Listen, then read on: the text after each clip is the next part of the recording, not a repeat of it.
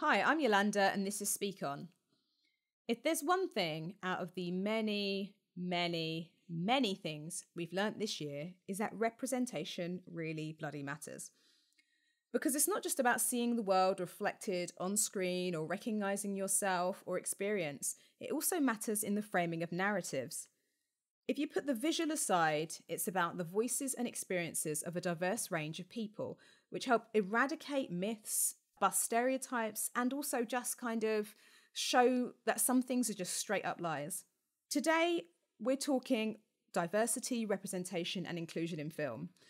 Much of what we think of the world and what we think about it is shaped not just through the press and like the rhetoric and other things we see. It's so much of it is about what we see on screen, whether it's TV or film. We aren't just being entertained, we're absorbing and internalizing messages all the time, which set the standard for how we think about, dismiss, or completely ignore others. We've seen the devastation caused by the death of Chadwick Boseman, not just for fans and not just colleagues, but by Black people across the globe.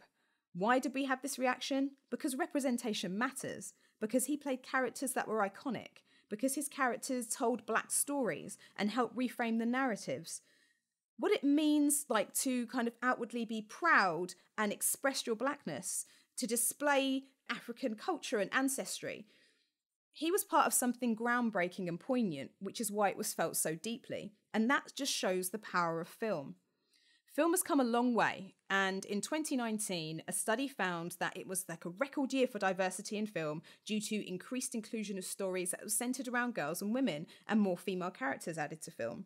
But there's more that needs to be done. We still have some way to go, not just in what we're putting on film, but also just in the way the world thinks, which we can see now because people are wild and they are saying crazy shit, and it's a little bit scary. So I'm joined by my friend, film producer, Pamela Drameh. Why does representation matter, Pam? And like, what was the Black Panther effect? Why does representation matter? Not a small question to start with. Yeah. I mean, I think representation, that's a big question, but I can only talk about what it means to me. Yeah. Which is seeing yourself and your situation or people that look like you reflected. Stories is like, for me, I was a big reader growing up, and stories is how I learned to deal with certain situations. Like, you know, reading stories about the workplace. When I got to work, I felt like I knew what it would be like to work. Turns out I was wrong. And it's the same with movies. Like seeing someone that looks like you on screen can help you. Feels good. It just feels good seeing people that look like you. So, but, you know, and representation, you know, seeing films with like strong female leads can be empowering to like young girls and women as well who are watching it, who maybe have never thought about going in direction. And then I think specifically we're talking here about like Black Panther. And I think part of the reason, I mean, we know the world loves superhero movies. Like it was proven before Black Panther came along. Oh yeah, yeah. Like superhero movies, everyone loves them.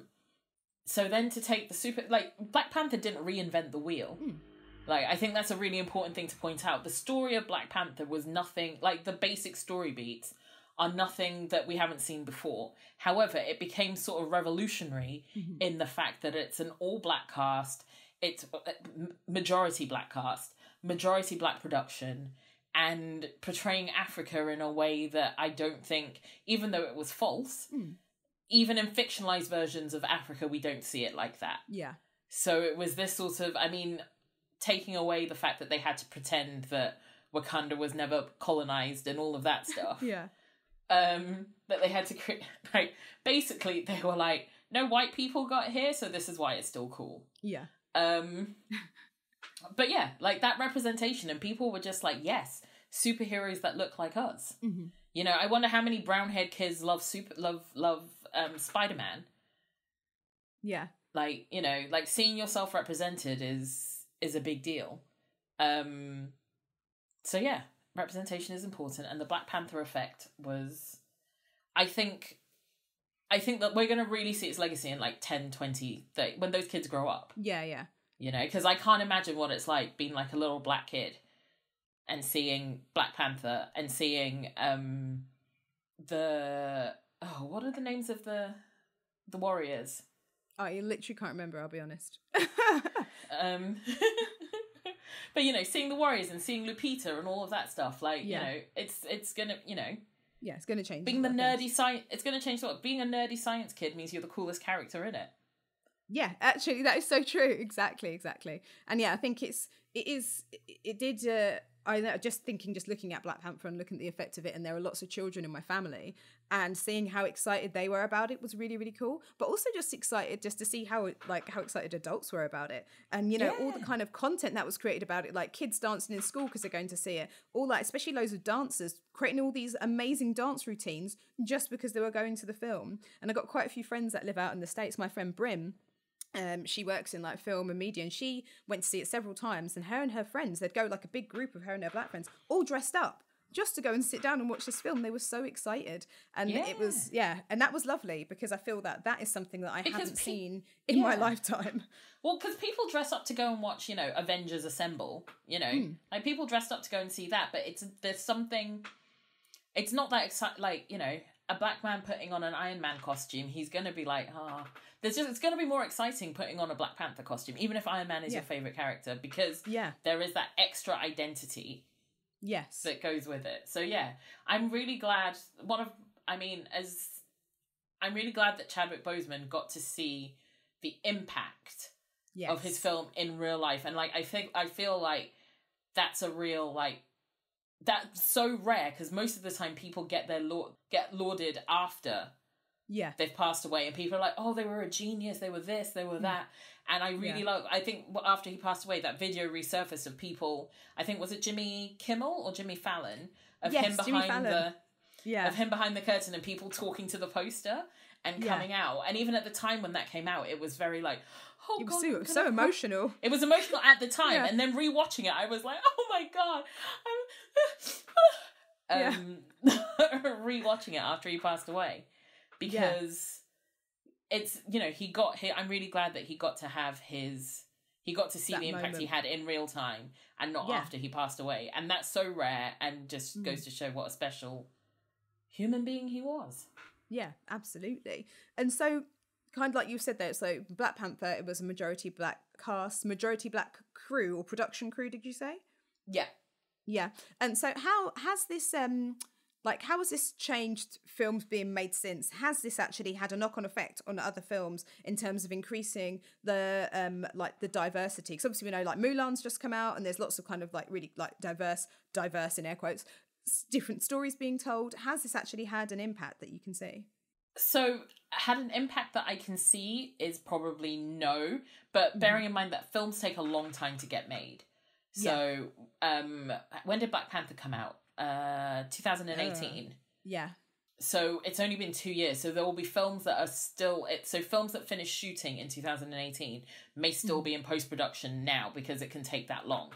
So, I don't think we're going to see a real impact until it's the stuff that's going to probably going into production post 2018 onwards, things that are where people might have had a look, but that's asking people that's assuming people are more introspective than we think they are, because Mulan is a really good example of that, where it's on the surface of it, you're like, oh, it's Mulan, it's filmed in China, it's got Chinese actors, this is amazing. Oh wait, it's directed by a white lady. Oh, it's produced by white people.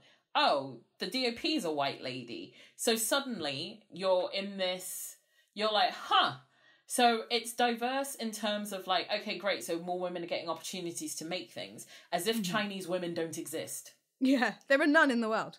So it's only the ones they can cast in the film. That's it. Yeah. And so it's this idea of diversity, she says in air quotes, is very different to the idea of inclusion.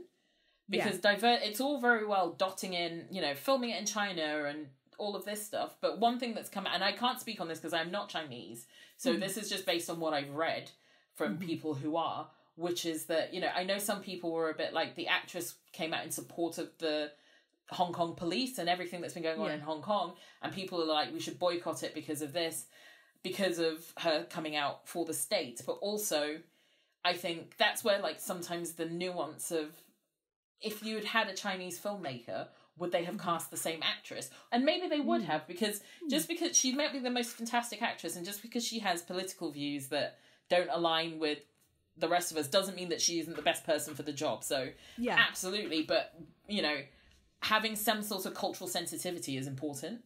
Yes, absolutely. And would a white Australian lady be across that cultural sensitivity until it's too late? Exactly, yeah. Another one that I think we've spoken about in the past was Doctor Strange. Yeah. And for me, it was a comic book that is filled with all of these Asian stereotypes. Yeah. Right? It was the fact that it existed, it was written at the time that it was written, the fact that it existed is already a bit kind of, ugh. And then I saw what they did with the casting, and I thought it was interesting. But for me, where it fell down was putting Tilda Swinton as the Ancient One. And again, this is what happens when you don't have enough diversity at your table, because the Ancient One in the comic book is like the wise Chinese man. And I was like, for me, the obvious turnaround for that would be to make it a gorgeous young Chinese woman. Like, or slightly, or like Tilda Swinton age, like Michelle Yeoh. Yeah. Or someone like, as the Ancient One, and then it's like a wink, but also you are giving a job to a woman of colour. Yeah, like it was they such essentially whitewashed it with diverse. They would think they were being diverse, but they just whitewashed it. But they just whitewashed it. Yeah, Because think of how much more powerful that would have been having a Chinese woman in that role. Yeah. It would have made all the difference. It does all those subversions that you were just talking about, that were, that they tried to do, and instead it was just like, oh, so there's more white ladies in this film. Great. Yeah, and it does shows as well that it's not enough just to make a diverse film or a diverse TV program. It's about the people sitting at the table, and actually I was like, my next kind of question was like, what part does film and TV play in acceptance of others? But I think you've kind of touched on something really important there. If you haven't got someone that sits across the cultural sensitivity or just understands what it is that they're making from the top to the bottom, then their mistakes are going to be made, and really easily avoidable mistakes. Much really like that, easily avoidable mistakes. Yes. Like that TV show, The Talk, which I was beefing about, because then it was very much, it had a lot of colorism in it. And then when I spoke to one of the producers, they said, oh, but we had an Afro-Caribbean team. And I was like, but then it's not just Caribbean people that are black. It's also people from African countries that are black. And it's colorism came to play because the men were dark skinned and all the women were light skinned. And it was mainly light skinned people. And it's a completely different racialized experience. And it's because 100%. They had an Asian woman as a producer and a bunch of white people that helped, that were the people sitting at the top. It was a white production company and an Asian team running something that was a black story to be told at a time when everybody actually should be allowing black people to tell their stories, because it's nuanced and there are cultural sensitivities and things that people from outside that community don't understand. And that's why it's really important for decisions to be made by everyone, not just exactly. And there's a thing, I don't know loads about it, so people should do more reading than I have done, but there's when we black people talk about blackness, we are referring to black people. There is then what, like, the world, and I think it came about in the 70s, called political blackness. And this is what things like that show. And when they asked Matt Hancock to name any black members of the cabinet, and he listed Saveed Javid and Priti Patel, and the report said no, black, because there's this and so who are you? Because the people that make the decision about who is black is not being made by black people. Yeah. The decision about who is white, do you know what I mean? Like, if the oppressor is the one making the categories, how can the categories be fair? Yeah. Absolutely. So for me, like, specificity is the key. If you are talking about black people, like the conversation around the term BAME, the term BAME has its uses. However, it's been used wrongly and lazily. If you are talking about black people, talk about black people. If you are talking about people from East Asia, Southeast Asia, be specific. If you have to list 12 countries, list 12 countries. Yeah. In order to get it. So if I'm talking about Asian people, if I said, so if we want to get as many Asian people as we can, specifically people from Bangladesh, Sri Lanka, India, Pakistan, that you know what I mean then. Yeah. So, because we can't pretend that both that group of people and then people from China, Japan, Korea, Singapore have the same experiences. Yeah, and live in similar cultures. Are so completely different. And obviously, what also falls under BAME is people that are Jewish. as well, Yeah. which I didn't even realise until recently. Yeah, and it's like, it's I was so like, lazy. oh really? Yeah, it's and it's really lazy. Everyone in this category, which is basically like you're white British or maybe white Australian or white American or white Irish. Yeah, but then apart from that, it's like that, or you're everyone else, and that's kind of what BAME does as a category. You're everyone, and everyone's experience Which is so insane different. because everyone else outnumbers the ones that are. Yeah, don't say that. You'll make them scared. So yeah, so kind of what, kind of considering all this, what part does film and TV play in acceptance of others, from your perspective?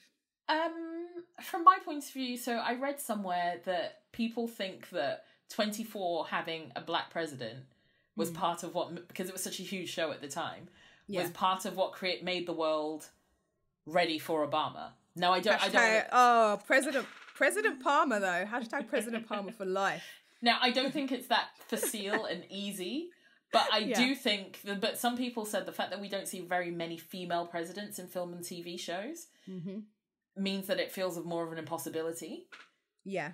Again, going back to representation matters. I think definitely, like, to me, I really love filmmaking and films. I really love films from other countries because it gives me a glimpse into how, you know, what stories are important to other cultures, how other people live, like, so yeah, I think they have I think the more broad your film, the broader you go with your film tastes, the more you just have everything to gain. Like, you see more stories that you would never have seen because a different country has a different setup or, you know, a different set of, like, societal rules, which means that stories come out differently. So again, like someone said somewhere that there's a limited amount of stories, but the reason we have so many, you know, like Boy Meets Girl as a story is like, there's so many of them. But what you can do with it based on who you are and what your experiences are and all of that stuff is why we still watch Boy Meets Girl. Why we're still telling those stories. Exactly. Yeah, yeah. And I think it's like definitely film and TV can really, I suppose, not even necessarily to acceptance, because people don't have to, they may not accept it or whatever, but certainly just have an exposure and a certain level of understanding to it as well. Just so, again, like we've talked about before, the world would be so much better if a lot of people minded their business. And I feel like if you were used to seeing things and you didn't feel so jarred by something not being the norm or whatever, you just mind your business and move on with your day and not be a dick about it. 100%. Yeah. So is the film industry as diverse and inclusive as it sometimes portrays itself, or sometimes as it can appear? Because we'll see a certain amount of people like in the entertainment roles are like people of I'm going to refer to American, using the American term BIPOC, because we see BIPOC people who are on the screen acting, etc. Is it really as diverse as we think, or is it just he's the people at the front but everyone else behind is just one giant old white man? I mean, it's all just one giant old white man. Like, I wanted to be like diplomatic or like, you know, optimistic, but no, it's not at all. I mean, Disney now own everything, so literally, yeah. And who's the head of Disney? Bob Iger. Who actually I don't dislike at all, but you know, but if we're talking about, you know, an old white man, then you're not going to get older and whiter than him. No. Bless him and his millions. So no, I don't think it is at all, and I think that's part of the reason why we're still having this conversation year after year after year. You know, Oscars So White was how long ago? And then the films that have been made that they're like, see, there's blacks. It's like 12 years. Yeah, but you only want to see blacks if they're slaves so that you can save us.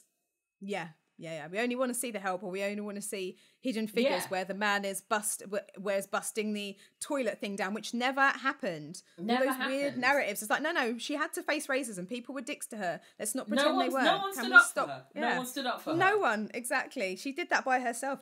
She wasn't allowed in that room. Yeah, exactly. And just give those women the credit. No one helped them. They had to help themselves, man, for the love of God. Yeah. So yeah, there's definitely a lot of like nostalgia, like, oh, it was so bad then, but it's not like this now. Meanwhile, entire production crews are, you know, how many black producers are?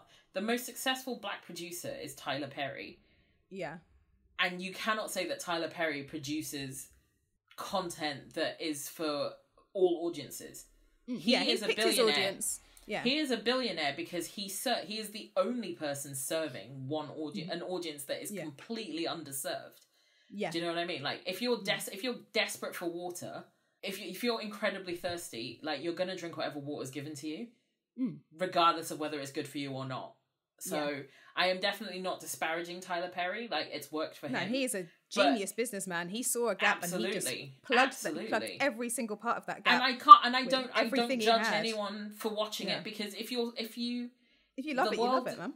Yeah, but also, like, the world is so hostile to black people. Like, if you live in the Western world, it's so hostile to black people that I don't, like, of course you're going to seek refuge in people that look like you.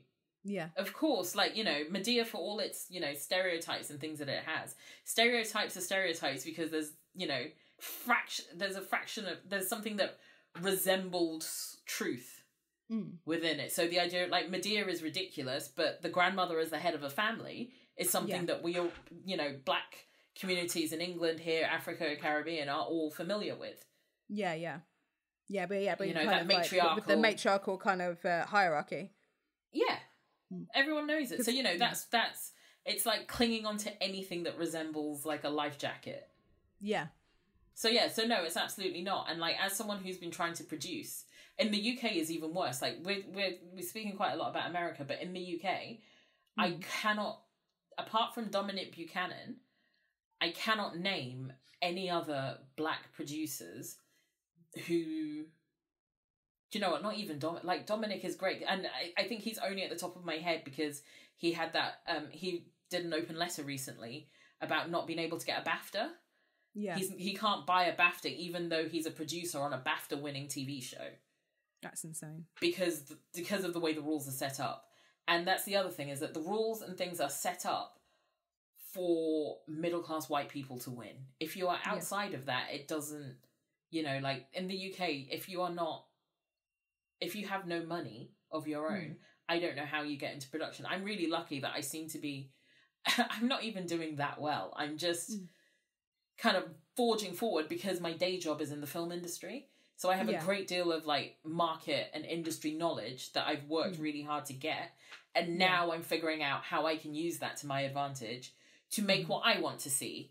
And I'm just knowing that I have that market background to back up what I'm saying. So I don't know how producers who don't have that, like, I'm just in awe of everyone who's making, like, the guys who did Blue Story, like, it's not, like, just the fact that film even exists and got made, I'm like, hats off to you, because it is not easy. Doesn't matter whether it's my kind of film or anything like that. The fact that got made, they deserve a standing ovation, because the system is not built for us to be making films. Yeah. And also, I think people don't realise, because we both work in, so you work in one side of media, I work in kind of like PR, marketing, that kind of promotion, advertising world. And people don't realise as well, I think, when it comes to kind of media and the arts, they don't realise what a huge proportion of it is actually, even if you just take race out of it, because obviously there are loads of reasons why, like, socioeconomic things exist. Socioeconomically, it's full of rich kids. Full of rich kids, because these are places, you know, if you're going to be a struggling artist, you're going to work your way up in these industries, you kind of need the bank of mum and dad to bankroll you for some of these things, for a lot of these things, and you need to kind of, you know, be okay with thinking it's all right. I know I've got a cushion, I know I've got someone that's going to look after me, I know I've got stuff to fall back on, and that's why, you know, there are so, you know, you think isn't it something like 60 to 70% of actors in the UK basically come from, like, a quite solid socioeconomic, like, middle class upwards background. I would not be surprised. Like, I mean, I can speak, like, for myself as well. I'm incredibly middle class. I didn't have the bank of mum and dad, but like, my first job in film was a total fluke. Like, people are like, oh, but you worked really hard to get where you were. And I was like, I have.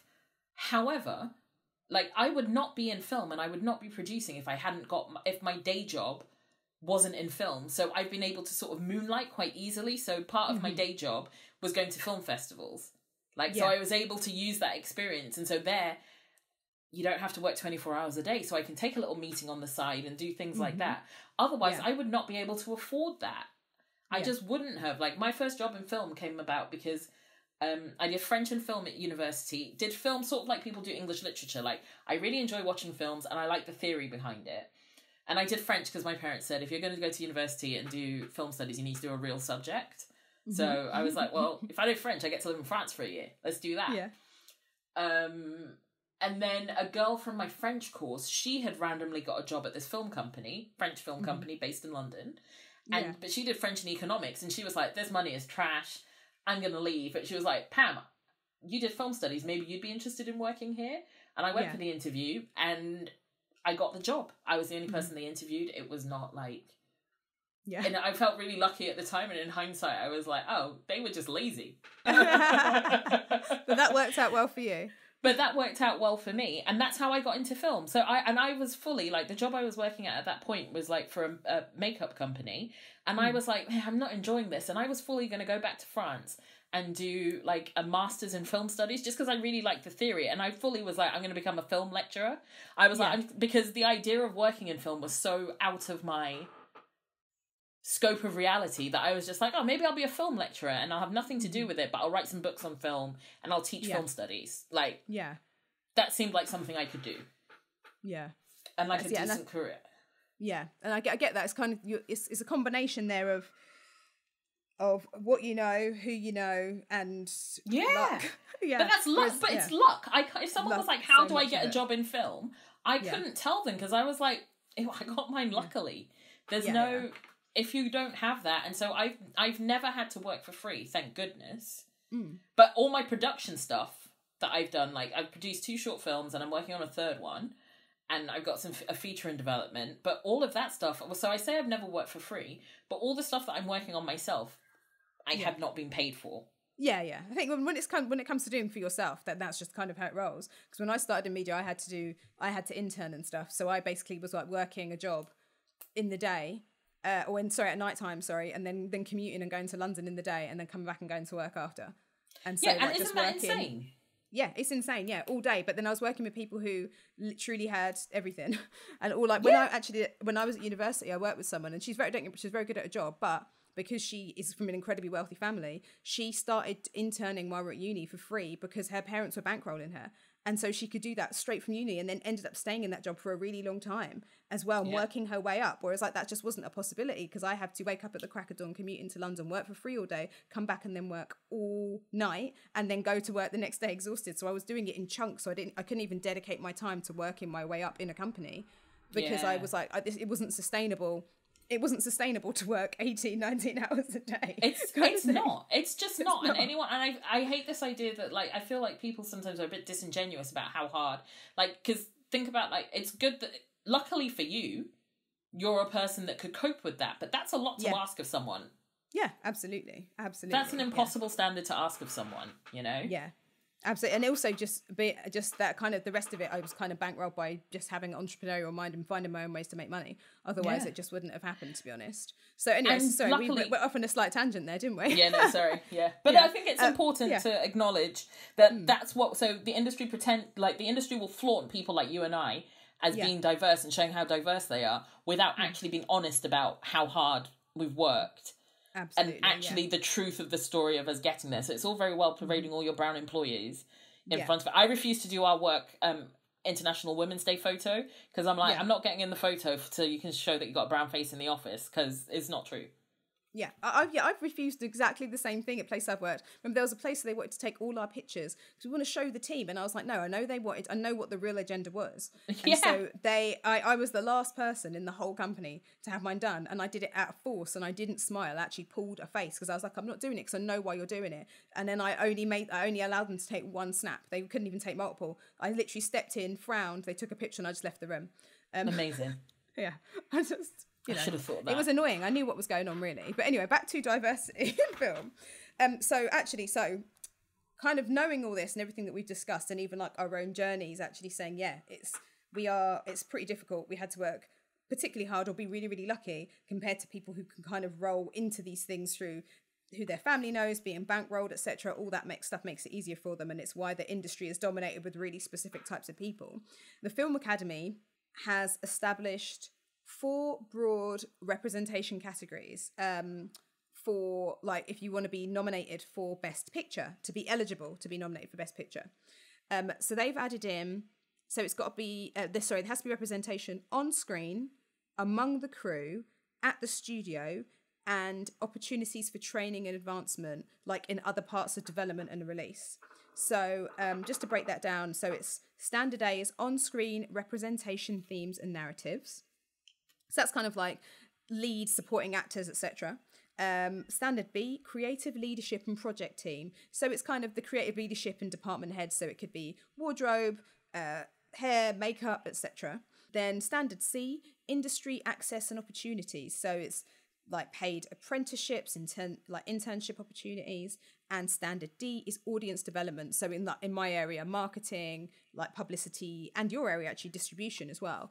And they have to meet 2 categories in order to be eligible. So these are the kind of things that are happening and taking place, which I think is quite interesting. What do you think about this? And do you think it's going to be helpful? So I'm very familiar with these standards because they are, the BFI actually helped the Academy come up with these, because these are part of the BFI diversity standards. And I'm not going to go so far to say that they're trash. However, every single standard can be met with a white woman. Oh, yes, it can, because I looked through the categories. They're white, LGBTQ, like disability, BIPOC, etc. Yeah. Okay. So still opportunities for... A couple of film critics that I've seen when this first came out were talking about the fact that, I mean, I think it's definitely a positive step in terms of that it means a film like, for instance, maybe Dunkirk, which as far as I'm aware doesn't, I think there's maybe a few soldiers of colour in the soldiers on the beach, but nothing to do, no one in the production was of colour. No one senior in the production was black or Asian. May not get nominated, but then again, it could get nominated if it's got a female producer. If it's got all it needs to have is a female producer, and they just need to have women. Yeah, so it could be like a female producer and a female like head of PR. Yeah, and that's it. You're done. That's mental. So you're done. Yeah. So it's actually really not. It's not that robust then. It's not that robust at all. And I think, and the other thing that I saw critics talking about was that actually not a single winner of the Academy Awards up until the 70s. So this is just the winners, not all the nominees. Yeah. Every single winner of the Academy Awards qualifies.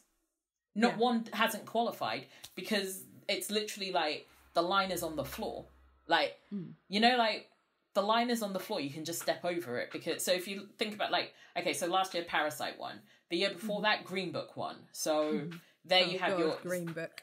Yeah. Yeah. The year before that, Shape of Water won. The year before that, Moonlight won. Spotlight won. Birdman won. Bearing in mind, some of them are like... Some of the criteria is that like 30% of the secondary cast need to be of colour. Yeah. And it's like, okay, well, if your no film's got 3 people in it. So, do you know what I mean? Like, then you go back 12 Years a Slave, qualifies. Argo, qualifies. The Artist, qualifies. Again, because you can fill these quotas with white women. So on the surface of things, this looks and you know, there's so many like qualifiers and stuff. You know, there's section A, B, C to D. So it looks like it's really... it looks more stringent and robust than it actually is. Yeah, but you only need 2. So you don't even need to bother hitting them all. Yeah, which is a shame, because it would be great. They could easily do it. They could easily make every category applicable, and it would still be... And it could still be just filled with white women. Yeah. 100%. And it's obviously... We're not saying that we don't want women to have opportunity. It's just like... It's just about opening it up, isn't it? It's just about... Again, because it hasn't really changed anything. Going back to my point, if the colonizers are the ones setting the standards, then what kind of change are we actually expecting? Yeah. And so do you think that... Oh, sorry, carry on. Yeah, it just means, like I said, it just means that maybe Dunkirk wouldn't get a nomination, and maybe Little Women, but that's it. Like, they didn't even win anyway. Yeah. I haven't seen either of those things. So, with all this being said, like, obviously with everything happening with like the current round of BLM, because I'm not going to say BLM right now, because it's been, you know, Black Lives Matter has been a movement that's been going for years at this point. But current wave of BLM and everyone's reactions online, people then actually really started to publicly kind of be a bit introspective about representation on film and their and like on screen, sorry, and their role in it. So a lot of like white actors, directors, etc., were coming forward and saying, yeah, do you know what, I've definitely been part of the problem, and actually I'm going to do more now. And whether it's PR based or whether it's guilt based, they were just doing it because someone told them to, or their fans would get angry, they're saying it. But there aren't very many people putting their money where their mouth is. But that being said, Ryan Reynolds has introduced the Group Effort Initiative, which I know he's introduced himself and it's self-funded, but he wants to encourage a lot of people to do this in film. And so what he does is he will hire, or the team, I should say, he gets the team to open up applications, and then they select a certain amount of trainees from the BIPOC community, and this is US based, which is why obviously I'm including Indigenous, marginalised and excluded communities as well. And there'll be trainees. He's opened it up to all ages as well. He's made it really, really clear that it's like no one's going to be too old for this, etc. And then out of his money, he'll pay their salary, pay for them to stay somewhere, and then they will get exposure to film. They'll learn on set. They're going to receive training throughout the entirety of the film. And the aim is to hopefully set them on a path to working in the film industry. What do you think of this? Should we be seeing more of this? I mean, I think it's great that he's done it and he's doing it out of his own money. But I don't know. What do you think? So there's a couple of questions that I would have on it. Obviously, you're not Ryan Reynolds, so I can't ask. And he has actually been really clear that he said this stuff is being worked out. So, but the first thing is that, like, is this something that's going to be implemented along like smaller independent films? Because if so, then that's great, so that people can get trainee experience. However, every single diversity and inclusion initiative that has been born of the last like 10-15 years has been for fucking trainees. Yes. Like no one else has ever done this job before. None of us have these jobs before. Yeah.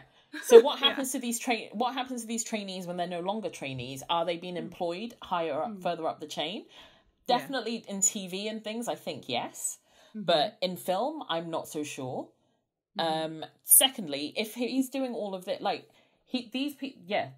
I'm really interested to know who is, because studios are not poor.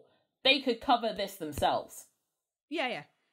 So studios are not poor. They could cover this themselves. So the idea that to me, that kind of shows that studios and the institutions and the productions don't see the value in hiring us. Yeah. Unless someone else is paying for it. That to me doesn't put the right emphasis where it needs to be. But I'm not going to knock an effort that, he's a man with immense privilege. And and he's still using it. Yeah. No, and I think I think definitely if that can be used for smaller productions and smaller independent film crews and things that may, like, if you're a small independent studio, you probably might not have or an independent filmmaker or producer rather, you might want to do it, but if you don't have the budget to house someone that's coming from out of LA, assuming you're shooting in LA or wherever it is, if you don't have the budget to house that person, then this could be something like this is super useful, so that then you can, because the perfect place to learn is on a lower budget film, because it's not that the mistakes don't matter more, but everyone's probably a bit more inexperienced because your and also people are going to have, when things are smaller, you kind of, much like whenever I've worked on smaller campaigns, smaller companies, anything like that, there's so much more chance to get hands on, isn't there? Exactly, 100%, because every hand on deck, it's a slim team. So I'd be interested to know who that's aimed at. But I think that's a great thing that like someone is using their privilege to do. I also think inclusion riders are really interesting, where oh yeah, I've seen quite a few people have these. Yeah, actors are like, I want to make sure that my co-stars are getting paid, that everyone is being paid the same, and actually taking that, because the way film works is that if financiers think you're bankable, like we put films together in like packages. So I could have a story like my boy meets girl story is worth 40 million if I get Brad Pitt and Jennifer Aniston in it. Yeah. It's worth 8 million if I get Nina Dobrev and Paul Wesley in it. Yeah. Do you know what I mean? Because, in fact, it's probably worth 4 million if I get them. But do you know what I mean? Because they're not as big stars. I picked those because we love Vampire Diaries. But and also it's easier to do it with actors like that who have a bank of work behind them. So Nina and Paul, for instance, having inclusion riders might not actually be that. Producers might go, you know what, doesn't matter, we're going to get someone else that doesn't have it. However, when Brad and Jennifer say it, then, you know, they're going to give them what they want because you want that 40 million to make your film.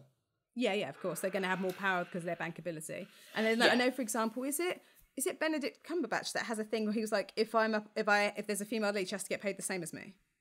I think he might have that in his inclusion rider as well. One of his where he's like, no, the female lead has to be paid the same, and there's someone else that does that as well, which is a really big deal because truly it's a big deal, and it would be great if more people did that because I think when you're making that much money, you've already got a lot, aren't you?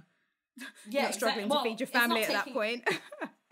It's not taking it from someone else. It's up to the production to make sure, you know. Yeah, so they distribute the money accordingly. Yeah. And look, you know, you couldn't have Tom Cruise in a movie and then, you know, Tom Cruise and his female lead are not going to get paid the same. And I think there's a point where you have to be reasonable about it. Yeah, because when Tom Cruise is in a film, it's just a Tom Cruise film, isn't it? It's just a Tom Cruise film. Yeah, however, exactly. if Tom Cruise decided that he was going to go back and, you know, every now and again he makes a little indie film and he was in it with Halle Berry, I'd expect them to be paid the same. Yeah. Absolutely. You know? So that's interesting. Yeah, and I think you made a really good, interesting point as well about when there are these kind of... Actually, I spoke to a few people during everything that was happening when I had like random corporate chats and meetings, and people were saying, you know, what can my company do? And a lot of them were saying, it'd be great to have more training because we don't see enough people of colour, or black people and people of colour applying for jobs, etc. Is it that they're not here? Is it that is it that we can't find them to hire? And I kind of had to point out, I was like, yeah, they are there. You stop just focusing on the training because you're still putting them in this like a subordinate role. And again, where does the training go from there? There are lots of black professionals around in particular sectors. Obviously, it depends what sector it is.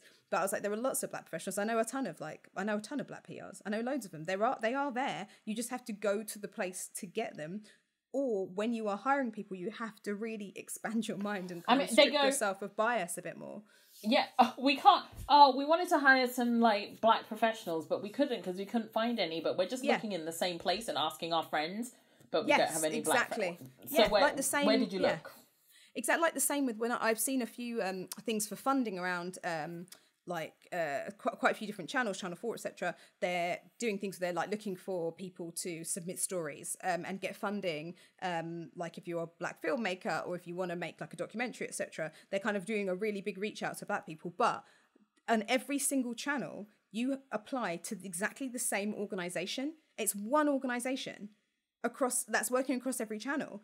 And that one organisation I know there are others that are like that.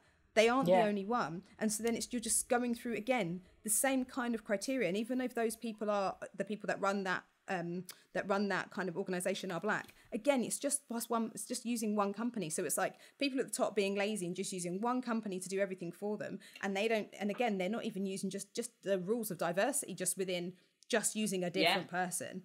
They're not even bothering to use that. It's kind of... They're not even bothering lazy. to do that. It's lazy. It's You're lazy. Absolutely right.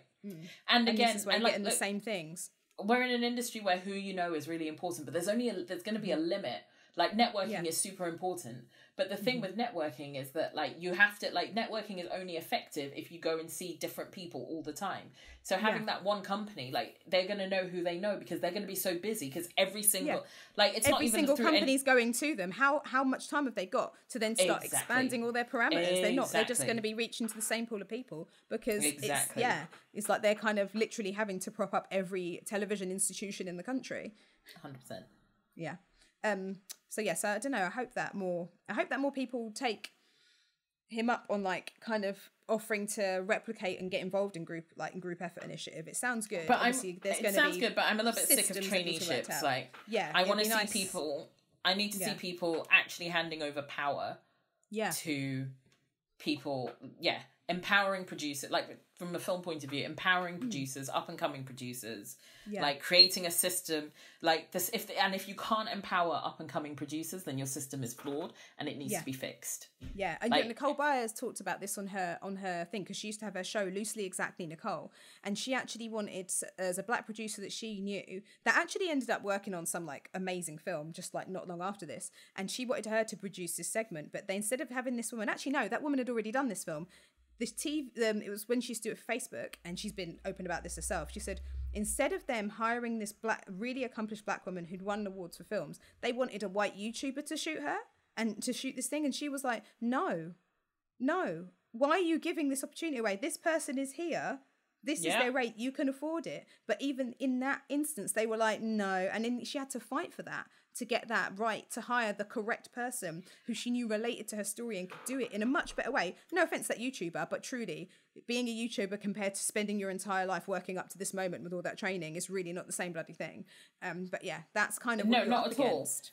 And I think the one thing that the one good thing for me that's come out of the most recent iteration of Black Lives Matter is that nobody can now say they don't understand what it's about. Because we've all, like, the conversations that the people that want to engage with it are having is at a different level to what it was like 2-3 years ago, 4 years ago.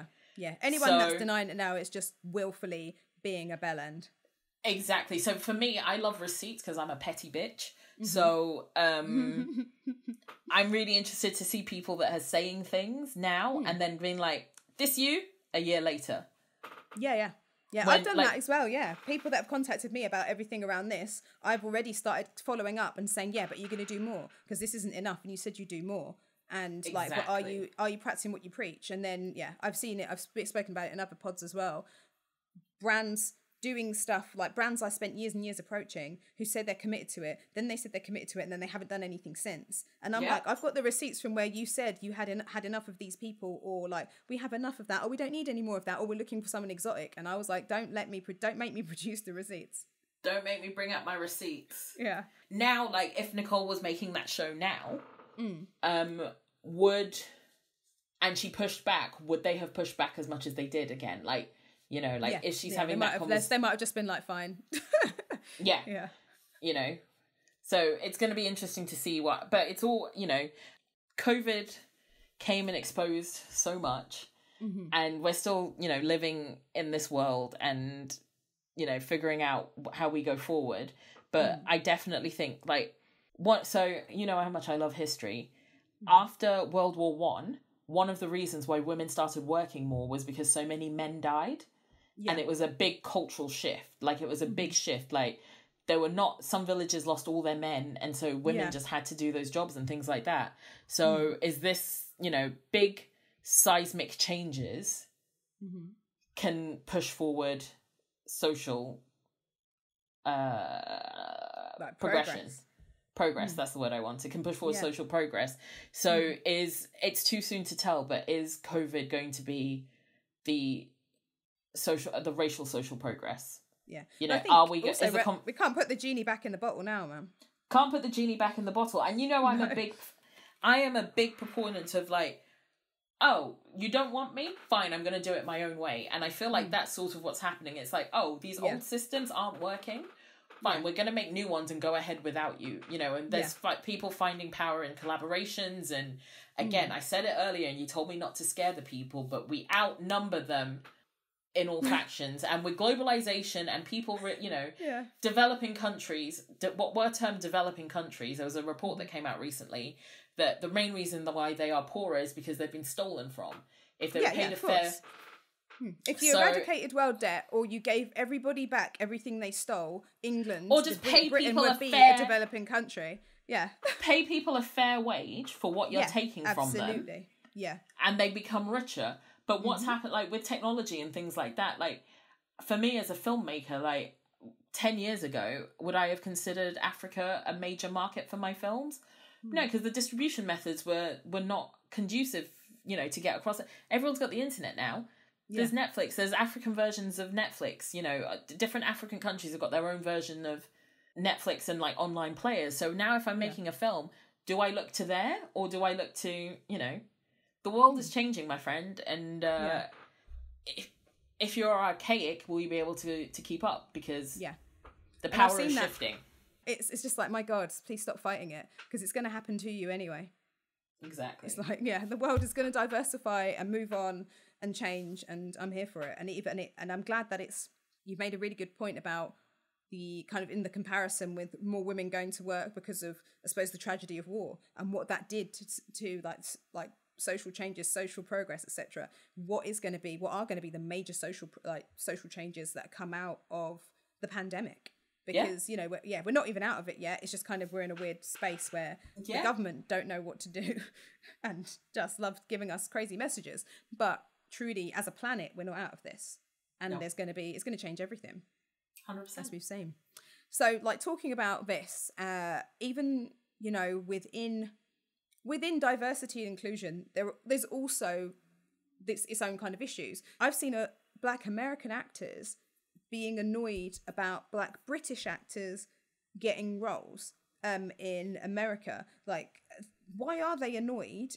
One, why are they annoyed? Two, why do Brits get the role? I don't know. I mean, I know some complain about their American accents. They sound all right to me, but I'm not American, so I don't know. Yeah. I think it's not a straightforward answer, and I think that there's many things that feed into it.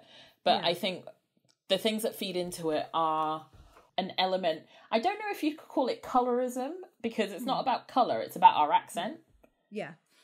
They like racism is pervasive. Mm-hmm. And so it's more palatable to some white producers to deal with a British Black person than it is to deal with an American Black person, because there's that removal, and we have different approaches. Like, British people in general are just different in the way we approach confrontation and things like that. Yeah. We speak different, it's very different. So is it easier to hire someone that's from abroad than not have to face the issue? And then you can go, but I hire Black people. What are you talking about? Mm-hmm. Two, British actors are cheaper than American actors. Mm-hmm. So if your budget is a concern, then, like everything, you're going to go with what gives you a decent quality but is cheap. And so, there are reasons why. But I think it's an interesting one, because I've been following this argument a lot, and I see both sides, basically. What I do think is that some British actors could do with a bit more humility in the way that they address this, because I think you can't dismiss someone's feelings just because you don't agree. And also, the Black British actors are not in the hiring positions, so also they're not to blame. Like, if someone offers me a job, is my first thought going to be, am I taking a job from someone else? Probably not. If it's something that I've always wanted to do and someone's like, you can do this. Yeah. Two, in the English speaking world, I said two, I think we're on 4 or 5. Hollywood is the pinnacle of, like, if you want to be the best at what you do, then, and work with the best of the best, then in terms of, like, English speaking filmmaking, Hollywood is the place to go. So if you're an English speaking actor, you probably are going to want to try and work in Hollywood at some point. I don't think I know any English speaking actors that haven't tried to go to Hollywood. Whether they've liked it or not has been a different thing. But it is, that's why there's so many, I think the key is that, and what I don't see is a bit more nuance to the argument, which is, why have, out of the most recent 3 Batmans, I don't know what you say, 2 are English, Robert Pattinson, British, Christian Bale, Robert Pattinson. The last 2 Spider-Men, Andrew Garfield, Tom Holland, and Superman, Henry Cavill, are all Brits. So Brits are so this idea. So is this? I feel like it's one of those chats that's a little bit xenophobic, more so than it is racial, if that makes sense. Yeah. Thor, like, how many people are members of the Marvel? Like, Australians and Brits of all races go to America. That is the industry. That is where the industry is. We don't really have a film industry, and it's a cottage industry in both other countries. Yeah, and truly, if I watch a lot of American TV shows, I don't think there's an American TV show I watch that hasn't got someone from Hollyoaks in. Completely, I'm with you on that. Hollyoaks cast are killing it out there. They are in everything. Every single show I watch, and usually the main, specifically when it's an older woman or man in a program, they're actually usually a British actor that I recognise from stuff. Yeah, and also what's his name, Jim Robinson, he's in everything. Jim Robinson's in everything. Every single program. If he isn't in a program, why am I watching it? I thought Jim Robinson was old as shit when I was a kid, but now I see him in other things, and I'm like, how old is this man? He has been 50 for the past 30 odd years. I swear to God, I swear down. You're right, Jim Robinson's in everything. Every single show. Yeah, what's his name? Alan Dale, I think his name is. He's in everything. So everything. Yeah, and like, yes, you made a really good point. There is a kind of a double standard because truly, do white actors feel that way? They're like, look, all these Brits coming over. Look at all these people from Hollyoaks coming over here, taking our jobs. It's sort of like, it's a bit of like, it feels, sometimes the conversation feels a bit, I think it's the scarcity of roles for black actors. Yeah. And scarcity leads to fear and people wanting to hold on to it. So the reason why no one's scared about Henry Cavill being... I mean, maybe people were annoyed, but we didn't hear about it because there's no scarcity of roles for white... for white good-looking men, yeah. Yeah, there's no, So I think that's part of it. Yeah. It's like that sort of scare, like, oh, there's not enough. But actually, there is more than enough space for all of us when the people at the top diversify as well. Yeah. The reason why it feels so scarce is because there's so few opportunities for black actors anywhere. Like, everyone talks about Idris. Apart from the TV shows that Idris made, Nate and Luther, name one other TV show that Idris Elba has done in the UK. None. I've only seen him because I've never seen Luther. I've only seen The Wire and The Office. Yeah. That's it. Like, and I was like, all of his, name any, like, he has done, I believe, like, one, like, for as famous as Idris is, right, he has not made many films. Yeah. Or TV shows. For as famous as he is, and, like, and that's the crux of it. Like, Idris Elba is possibly, like, the most famous... He's like one of the most famous black British men, isn't he? Yeah, him and like David Oyelowo. Yeah, but between and them, I would even say Idris potentially over David as well. 100% because Idris, he's older as well. Yeah, and also he's across more platforms, so he does TV and film, and he DJs. Yeah. So people are just more aware of him because of that. Whereas David is an actor. Yeah, and I think he's directing now, but he's firmly in the really film world. Things. Yeah, and Chiwetel, like those are. But between love him. Yeah. But how many films have they made? Yeah. Not many. Not many compared to, like, Henry Cavill. How many films has fucking Henry Cavill made? Like, I could name 4 Henry Cavill films off the top of my head with no problem. Yeah. Do you know what I mean? They're not even good. The other day, but yeah. I try and think. I don't know what I've watched with Henry Cavill in except for Superman, to be honest. Yeah. That was it. Man from U.N.C.L.E. I didn't watch it. Mission Impossible. Oh, I didn't watch that. Tudors. Okay, it's not a film, but do you know what I mean? Like, Tudors, look how much easier it was for me to reel off Henry Cavill films. Yeah. Now, I could reel off some David and Chiwetel films quicker because I work in film. But still, I don't know if I could get to 4 Chiwetel films. Yeah, that's true. Oh my God, I watched something with me the other day, but it's still in my head. Serenity. Kinky Boots. Yeah. Oh, I forgot who was in Serenity. Yeah, that's one of my favourite films, yeah. He is in that film with Audrey Tautou, which I love, and I can't remember what it's called though. Oh my God! I watched the film the other day with him in where he was a baddie, and I literally can't remember it's going to bug me. Doctor Strange, because we spoke about it earlier today. Yeah. So we can get Chiwetel films too, but not. Do you know what I mean? Like we had to have a little think because he doesn't get many leading men roles. Yeah. Oh, and we missed out 12 Years a Slave, but that's because I don't acknowledge films. I'll be honest, I don't really. I'll be honest. I don't acknowledge films with black pain. So I'll be honest. When it comes to those films, if people ask me about actors in it, I will always. It's almost like subconscious that 12 Years a Slave didn't even pop into my head. Subconscious. It's like not because I watched it and I was like, yeah, okay, it's a good film, but I feel like we've seen these films already. More than a slave, man. We need more than these films. More. I don't want to see no more slave films. Nah, I don't want to see another one for the rest of my life. Rest of my life, man. No, not another one. This just turned into us just having our normal phone chat. I know, as opposed to being a structured conversation. I'm so sorry. I know, exactly. Sorry, audience. So now, I mean, to be fair, we've kind of covered everything. What would you, so as a closing thoughts from Pam, what would you like to see next? So obviously these Oscar categories that aren't really bloody categories. They aren't really that. Now you've broken them down, I'm like, they are bullshit. They don't need to come into effect anyway until 2026 because obviously it takes so long, or 2024 because it takes so long to make films, etc. Yeah. But what do you want to see next happening? What do you think is going to be the next thing that we can do to actually create diversity and actually make the film industry inclusive? It needs to be inclusive from the top down. If it's not inclusive from the top down, then it's just dressing. It's just window dressing, and it's not meaningful change. And the people in power, like, the power needs to be handed over. I think ultimately, like, invest, and I think it will happen, but it will come by force, because things that are made the old ways will stop being financially viable. And the money will follow where the money will go where money is being made.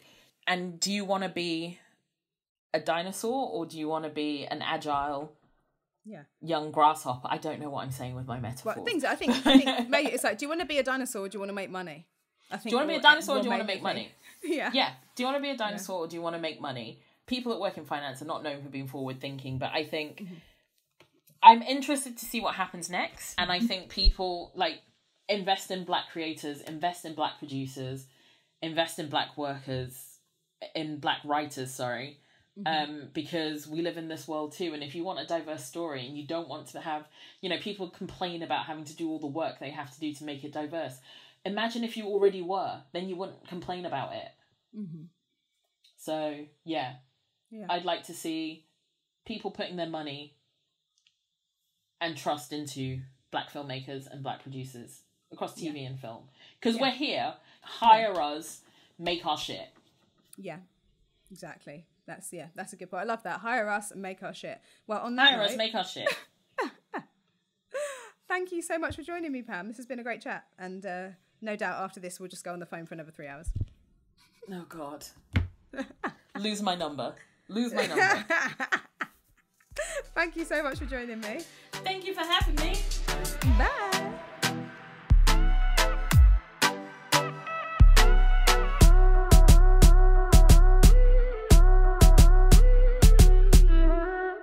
Thank you for listening to Speak On. Make sure you like, subscribe, and share with your friends, family, co-workers, strangers in the street. To find out more about us, including our upcoming events, head over to Instagram, instagram.com/speakon_. Bye!